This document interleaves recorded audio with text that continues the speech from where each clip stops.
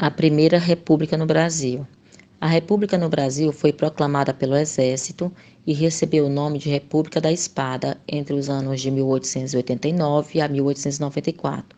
Recebeu esse nome devido os primeiros presidentes brasileiros serem membros do Exército. E aí, por esse motivo, foi intitulada a República da Espada.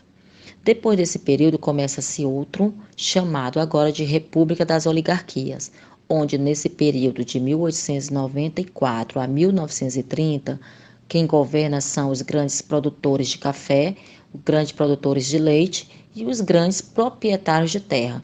Então, essa elite oligárquica, ela favorecia a oligarquia cafeeira e atendia aos interesses das classes médias urbanas.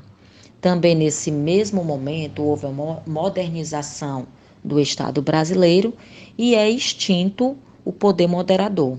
Os presidentes de cada estado agora passam a ser eleitos, não são mais somente nomeados e sim eleitos. Tem que ter uma eleição para que eles possam assumir o cargo. Termina a questão do senador ter um cargo vitalício, ele agora tem um mandato a ser cumprido, depois disso se tem uma nova eleição e ele deixa o cargo ou permanece se for o caso de uma reeleição. Cai também essa questão do critério de renda para que a pessoa possa votar ou não, e também não existe mais a titulação de nobreza. Então, a Constituição de 1891, ela adota o modelo federalista americano. O governo de Deodoro da Fonseca ocorreu de 1889 a 1891.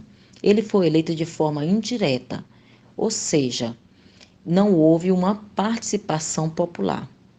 Então, por esse e por outros motivos, ele enfrentou uma forte oposição parlamentar.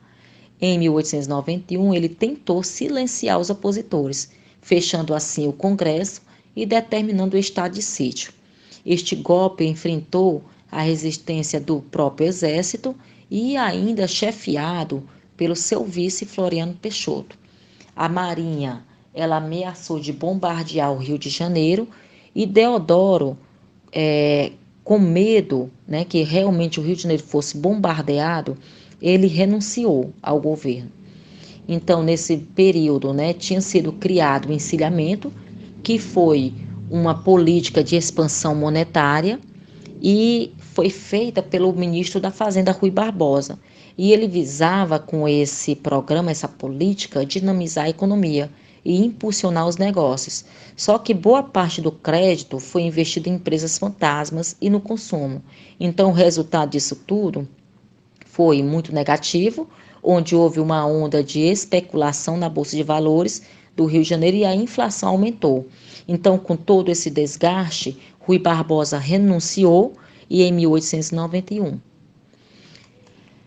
Floriano Peixoto, o vice, né, ele agora assume o poder logo após a renúncia de Deodoro da Fonseca. Então, a ascensão dele se dá o quê? Com o nome de Marechal de Ferro. Então, com isso tudo, ele reabre o Congresso Nacional e revisa as medidas do encilhamento.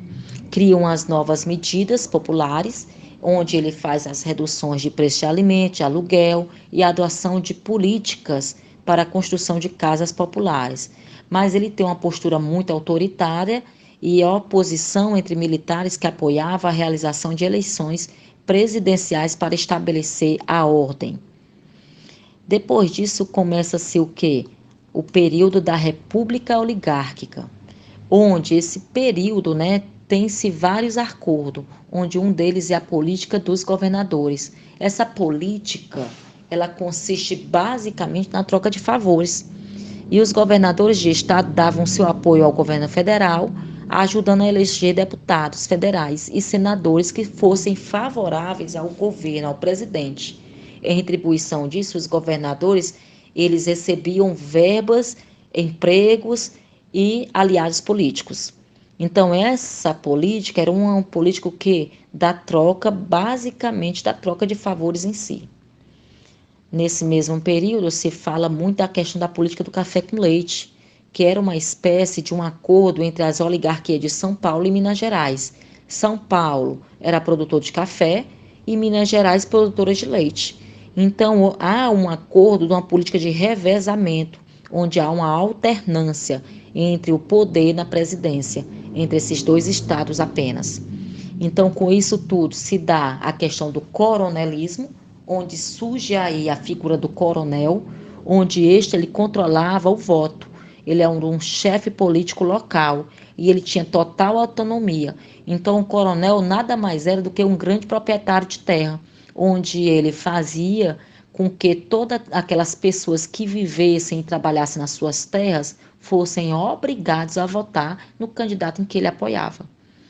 Então, pessoal, por hoje é isso. Até a próxima aula e obrigada pela atenção de vocês.